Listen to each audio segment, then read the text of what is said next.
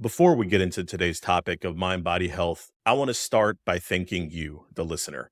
It has been 18 months since I started this podcast, and it's been one of the most fun things for me to do professionally.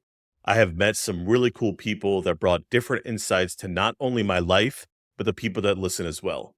Many of you have reached out to me in various ways to express gratitude and given me ideas for future episodes. I am here for you, and I want to make you feel like there is some value that you get from these episodes. I owe you guys everything, and I hope we continue to grow and have fun together. Now let's get into it.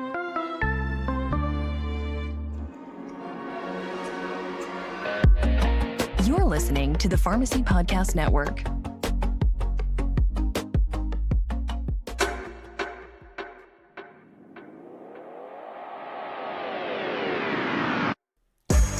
Hey there, sports pharmacy fans. It's your host, Dr. H, coming at you with another episode of the Sports Pharmacy Podcast. As a pharmacist, wellness expert, and certified sports nutritionist, I'm here to bring you the latest and greatest in the world of sports and wellness. Whether you're a diehard fan or an aspiring athlete, this is the place to be for all things health and performance related. So grab your favorite sports drink, kick back, and let's dive into some engaging discussion on how to optimize your well-being and athletic potential. Don't forget to hit that subscribe button, join our Discord, and let's get on this journey together. Let's go.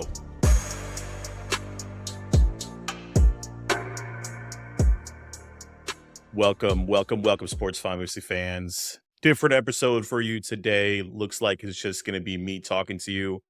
I've been doing a lot of reading on something called the mind-body connection and how it helps you achieve overall wellness. So as we progress through this episode, these are some questions that I want you to think about. I want to help you answer these questions as we go through the episode. Does your mind dictate if you are sick or not? I know this is a stretch and super simplistic, but can your mind trick you into thinking you are sick?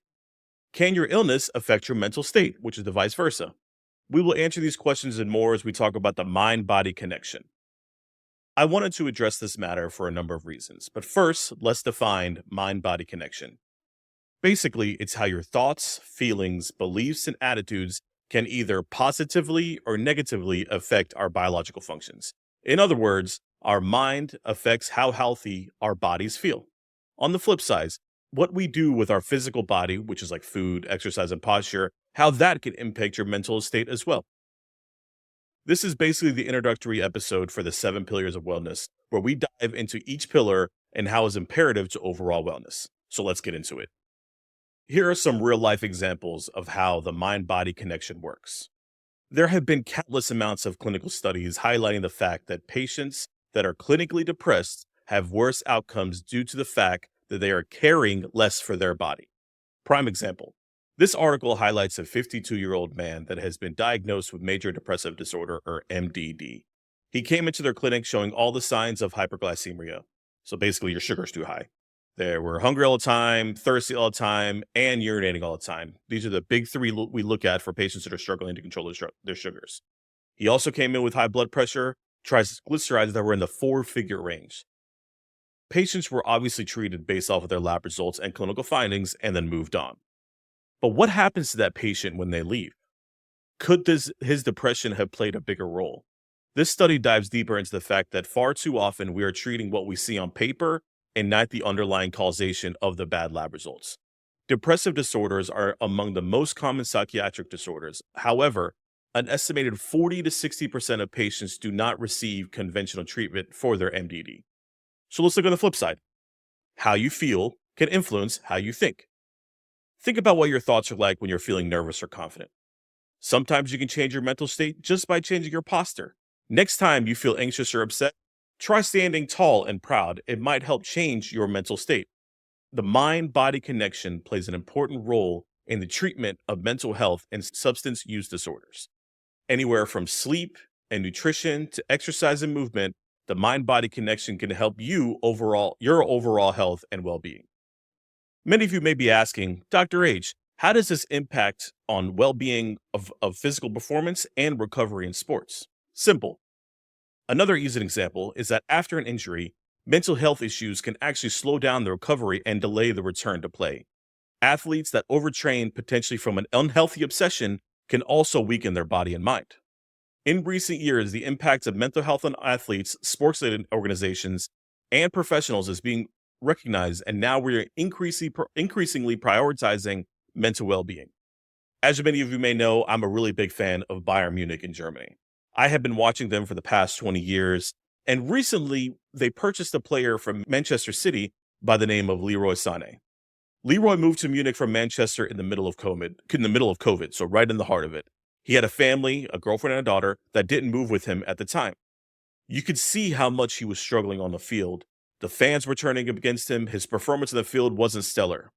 It wasn't until one offseason that a story came out that expressed how much he was struggling mentally and started to work with a sports psychologist. Eventually, his family did move to Munich with him, and he has been an absolute tear in the Bundesliga right now. Get your mind right if you want to perform. Let's move on. How physical activity can influence mental health. There is no secret that people that work out get an obvious boost to their mood. But did you know that it helps improve your physical well-being as well? Exercise improves mental health by reducing anxiety, depression, and negative moods, and by improving self-esteem and cognitive function. This is all based on a recent study called The Role of Physical Activity on Mental Health and Well-Being, a review. There is a quantifiable measure to this. There are actual neurochemicals that are released, and it's different between people that do regular exercise versus those who do not. It's simple. Physical activity improves the function of the hypothalamus pituitary adrenal axis, which then lowers your cortisol, which leads to the restoration of the balance of leptin and ghrelin. This is important because leptin is actually in charge of decreasing your appetite, whereas ghrelin actually increases it. Ghrelin is made in your stomach and it signals to your brain that you are hungry. Basically, they're counterbalances of each other. Regular exercise has a immunomodulatory effect, such as optimizing catecholamines, lowering cortisol levels, and lowering systemic inflammation. Physical activity has shown to increase plasma-derived neurotrophic factors, which is thought to help reduce the amyloid beta toxicity linked to Alzheimer's disease progression as well. Obviously, physical activity is going to make you feel better. But not only that, for the future, for patients that may have Alzheimer's that run in their family, there's actually a quantitative way of measuring the toxicity that is linked to Alzheimer's and how physical activity can help reduce that. So what are some strategies to help with this? Let's dive deeper into some strategies to help nurture mental and physical health. I saw a quick handbook written by the NCAA that was released recently to ensure the safety of student athletes' mental well-being. And I'm going to give you some of the highlights that I read. Here are some of the highlights. Try to relax, release stress, find ways to learn and be creative, spend time in nature, connect with others, and improve your sleep. These are the base things that every person can take into their own life, not just for athletes. This was specific to the NCAA because it was such a different environment for student athletes that went from high school, where they were probably around their parents, they were around their old high school friends, moving into college where the expectations are that much higher for them. And the biggest thing that they were seeing is that they were not able to connect with others because of their status as a student athlete. I had a phrase that I just drove me crazy every time I heard it. You are what you eat.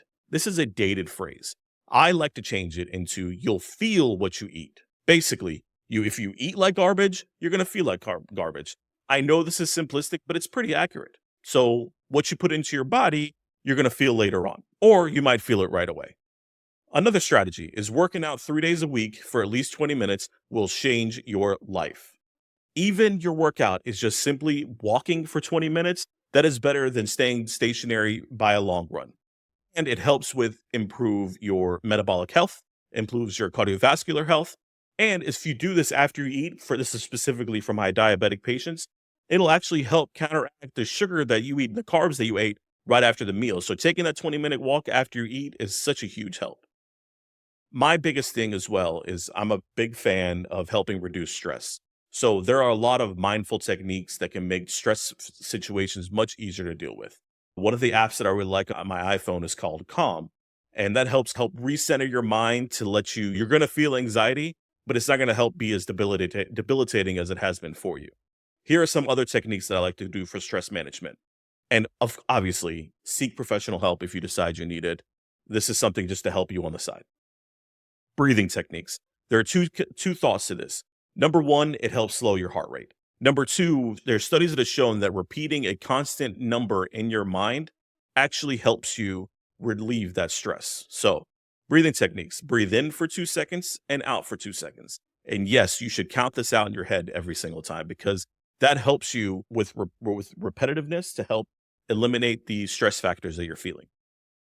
Guided imagery is super cool because with the help of a professional like a therapist, they will use a word or music to evoke positive imagery scenarios with a view of bringing out some of the beneficial effect. For example, me, I'm a big fan of music. I've listened to music since I was a kid. I played music. I was in a band. I was a singer. And music for me always elicited a response based off of where I heard it when I was right now. Obviously, a lot of you may see that Blink-182 recently got back together, which was, first off, a phenomenal concert to go to. If you ever have a chance to go see them, please go see them. And they came out with a new album as well, which was super cool to see. I was just blown away how many feelings came up for me listening to Blink and thinking about the time in 10th grade where I went to their concert with Green Day and I got locked out of my car and my parents had to come pick me up. And it's just those memories really brought back it was an easy smile on my face because it elicited an emotional response that, and I think they did this on purpose, man. I feel like Blink came out and be like, "Hey, there's a lot of nostalgia involved here. Let's enjoy this together, man." It's such a good album. Music is such a fantastic release. So here are some of my other experiences. I'll talk a little bit today about what I struggled with even when I was younger. I have struggled with anxiety since I was a young kid. Really came to light during pharmacy school. I struggled with focus because I was in my head way too often.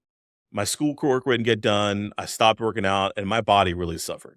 It wasn't until I finally met my mentor in school that she really emphasized the importance of mental health wellness. Instantly, my life and view changed.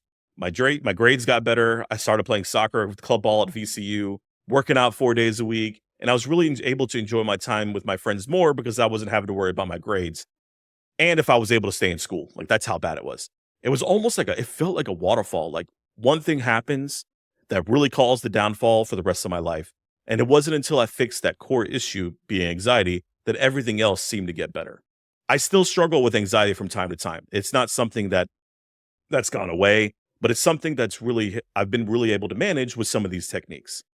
So now it's not crippling the rest of my life, especially now as a business owner where I have a million things to worry about, being a husband and everything that comes balanced with it, man. It's tough to keep that balance going, but I've really worked hard to make sure that my mental state is right before I move on. So I'll leave this with you today. We talked a lot about mental health and why it's important. If you or anyone struggles, please seek help. Reach out to the people around you. There are thousands of resources around you to help. Hell, even I can be a resource. You can find me on my socials. In closing today, this has been the Mind Body episode. Thank you for listening. I hope you enjoyed the podcast. Please give us a review anywhere that you listen to your podcast. Dr. H, out. Thank you for listening. If you enjoyed the podcast, consider giving us a 5-star review anywhere that you get your episodes. Follow us at Sports Pharmacy Pod, as well as me, your host, at Dr. Mix-a-Lot. Join our Discord server for more interactions with me and fellow listeners. As always, stay well, stay hydrated, and I will catch you next time.